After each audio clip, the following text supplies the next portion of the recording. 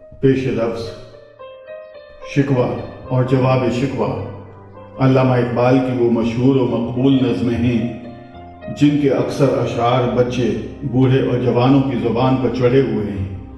ان نظموں کا ترجمہ دنیا کی کئی زبانوں میں ہو چکا ہے۔ نظم شکوہ اپریل 1911 کے اجلاس انجمن حمایت اسلام لاہور میں، جو رواز ہاسٹل اسلامیہ کالج کے صحن میں منعقد ہوا تھا، پڑھ کر سنائی گئی تھی۔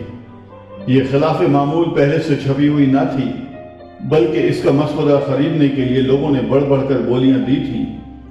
بعد میں یہ نظم پنجاب ریویو، ماہنامہ مخزن اور دوسرے جرائد میں چھپی اور الگ بھی شائع ہوئی۔ بانگ درا میں شامل کیے جانے کے بعد بھی یہ اپنی مقبولیت اور مانگ کی وجہ سے علیحدہ شائع ہوتی رہی اور اب بھی برابر شائع ہو رہی ہے۔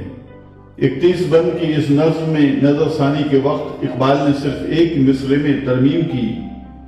شعر کی ابتدائی صورت یہ تھی: پھر پتنگوں کو مزاح کے تپش اندوزی دے، برق دیرینا کو فرمانے جگر سوزی دے۔ اب ترمیم کے بعد صورت یہ ہے: اپنے پروانوں کو پھر ذوق خود افروزی دے، برق دیرینا کو فرمانے جگر سوزی دے۔ اس نظم کی سب سے بڑی خوبی یہ ہے کہ اس میں اقبال نے اسلام کی زندہ اور فعال قوتوں، ماضی کے مسلمانوں کی عظمت و شوکت اور اوج کے بعد ان کے زوال کی داستان بیان کی ہے۔ رنگ مرثیے کا اختیار نہیں کیا جس سے تباہ پر افسردگی طاری ہوتی، بلکہ مسلمانوں کے عظیم الشان، حوصلہ افروز اور زندہ جاوید کارنامے کچھ اس انداز سے پیش کیے کہ زوال خودہ قوم کے حوصلے میں ابھار اور قوت عمل میں تازگی پیدا ہو گئی، اور مسلمان نئی امنگوں، نئے جوش اور نئے ولولوں سے سرشار ہو کر مسافر زندگی میں ایک بار پھر شریک ہو گئے۔ گویا یہ بیک وقت عظمت رفتہ کی تاریخ بھی ہے، زیوحانی کا شکوہ بھی اور بہترین دعوت عمل بھی۔ اس نظم سے متاثر ہو کر اردو کے کئی دوسرے باکمال شاعروں نے اپنی اپنی طباع کے جوہر دکھائے اور شکوہ کے جواب میں نظمیں لکھی، مگر وہ جگنو کی چمک سے زیادہ دیر پر ثابت نہ ہوئی۔ آخر اقبال کو خود ہی دوسری نظم جواب شکوہ لکھنی پڑی، جو سن 1913 کے ایک جلسہ عام میں پڑھ کر سنائی گئی۔ یہ جلسہ باغ بیرون موچی دروازے میں بعد نماز مغرب منعقد ہوا تھا۔ اب کی نظم چھپی ہوئی تھی اور سینکڑوں کی تعداد میں جلسہ گاہ میں بک گئی تھی۔ اس کی آمدنی کی پوری رقم بلقان فنڈ میں دی گئی۔ بانگ درا میں شامل کرتے وقت اقبال نے اس کے بعض بند آگے پیچھے کر دیے اور 4 بند قلم زد فرمائے۔ یہ 4 بند باقیات اقبال میں ملاحظہ کیے جا سکتے ہیں۔ اب اس نظم کے 36 بند رہ گئے ہیں۔ شکوے کو اگر مذہبی شاعری کی واسوق کہا جائے تو واسوق کا خاتمہ عام طور پر محبوس سے صلح و صفائی پر ہوتا ہے۔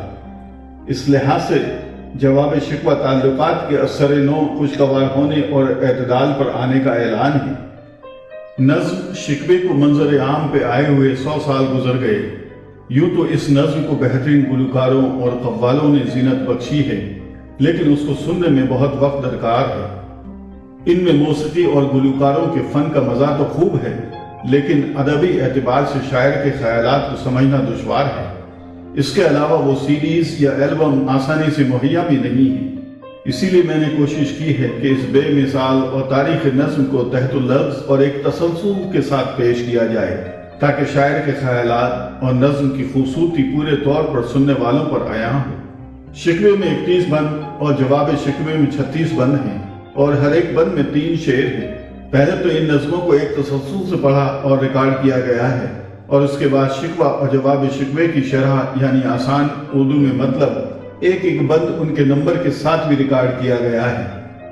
میری سامعین سے گزارش ہے کہ پہلے شکوہ اور جواب شکوے کو ایک تسلسل کے ساتھ سنیں اور پھر شرح بھی مطالعہ فرمائیں، جس سے شعر کے صحیح معنی اور شاعر کے خیالات سمجھنے میں آسانی ہو۔ میں کوئی ادیب، شاعر یا گلوکار نہیں ہوں، اور نہ ہی کبھی باضابطہ اردو کی تعلیم نصیب ہوئی۔ اپنے پیشے اور ٹریننگ سے ایک ڈاکٹر اور بایو ٹیکنالوجسٹ ہوں۔ علی گڑھ مسلم یونیورسٹی کی تعلیم نے کچھ اردو پڑھنے اور سمجھنے کا شعور ضرور دیا ہے۔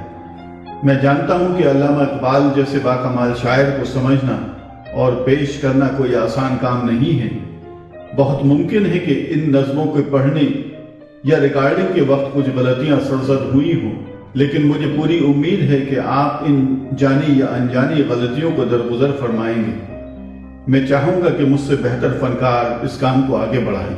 مسرت علی، سین انٹونیو ٹیکساس، USA، مارچ 2011۔